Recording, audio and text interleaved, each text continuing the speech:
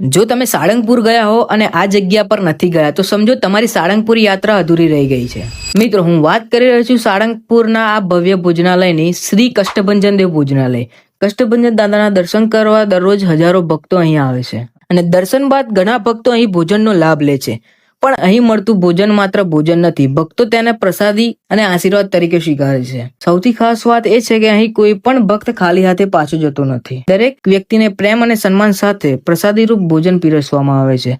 આટલા મોટા પ્રમાણમાં સેવા ચાલતી હોવા છતાં અહીંની વ્યવસ્થા ખરેખર અદ્ભુત છે. અહીં જ્યારે હજારો લોકો એક સાથે બેસીને દાદાની પ્રસાદી ગ્રહણ કરે છે ત્યારે એ દ્રશ્ય જોઈને મનને એક અલગ જ શાંતિ મળે છે. સાચું કહું તો સાળંગપુરની મુલાકાત માત્ર દર્શન સુધી સીમિત નથી. આ ભોજનાલય પણ આ ધામની સેવા અને ભક્તિનું એક સુંદર પ્રતીક છે.